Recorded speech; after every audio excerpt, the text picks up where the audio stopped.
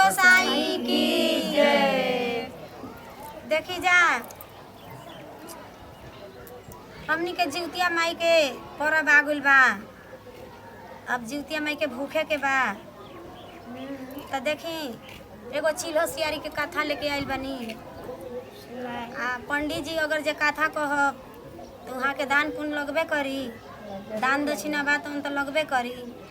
हम गुरु बहिना लो इहे मांगतानी कि हमारे एगो बटन दबा के लाइक सब्सक्राइब कर दे जा, हमारा चैनल के आगे बढ़ा दे जा, हमार कथा शुरू से लास्ट तक सुन ले जा। तो देखिए एगो चिल रही एगो सियान रही तो दोनों जनी जीवतिया भूख रही जा।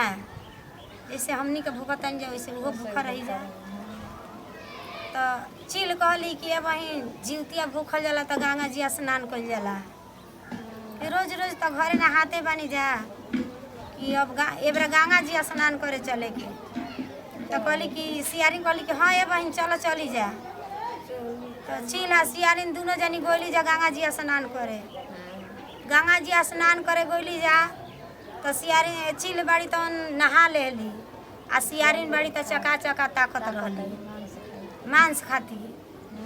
तो एगो राजा के लड़का मुँह रहलन तो उनकर परवाह कोई रहे तो किनारा जाके लागो रहल।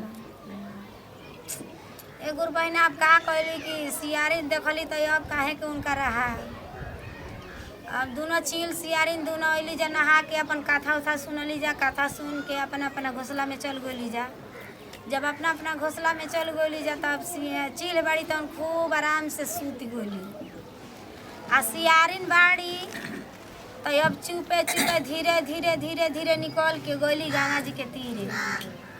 आ वजह से राजा के लड़का मुँह रहलन तो ओमे के हाड़ गोड़ बच रहे तब उठा के लिया के अपना मानी में चढ़ चढ़ चबाता। तो चिल के जब नींद टूटल तो कहली कि ए बहिन सियारिन तो कहली कि का ए बहिन चिल आ तो तारा मनिया में का तो बाजता आ तो ए चिल बहिन आज जीवतिया के परब भूखल बानी ये करे घूमतानी ये घर ये करे के बाता चढ़ चढ़ बाजता आ ये करे घूमतानी तो ये करे चढ़ चढ़ बाजता कि बिना माने अन्न पानी के बानी बाता बाता चढ़ चढ़ बाजता। कहली की बात तो कहली कि हाँ ए बहन सियारिन के 7 गो बेटा रहलन जा 7 जना मर गइलन जा आ चिल के 5 बेटा रहलन जा 5 जना जीवित रहलन जा।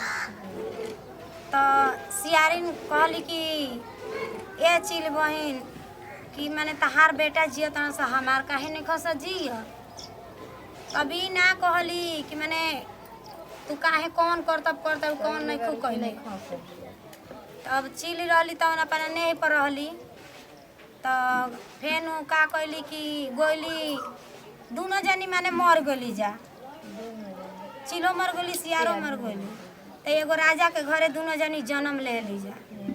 तो राजा के घरे जब जन्म ले ली जा तो दोनों जनी मैंने सियान हो गई जा।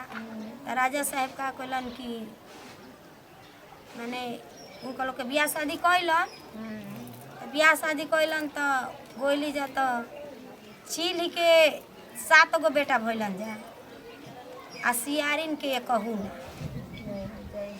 तो कहली कि ए बहिन सियारी चिल तो कहली कि का ए बहन सियारी आ तो काहे तहरा 7 बेटा भइल हमरा ये कहू ना। तो कहली कि ए सियारिन बहन का जाने पिछला जमाना में कुछ उल्टा करम कमाई कैले हो खबू। तो कहली कि हाँ ये सियारिन बहिन चिल बहिन कि ओ जमाना में हम या तू भूख रहनी जा जीवतिया के परब तो तू अपन जीत बन्हन बाबा के बढ़िया से निभवलू आ हम तो राजा के लड़का के हाड़ लिया के चबन्नी खैली। तो कहली चिल कि तब उहे जान कि तहार लड़का नहीं खस जिया। प्रेम से बोलो जीत बन्हन गोसाई की।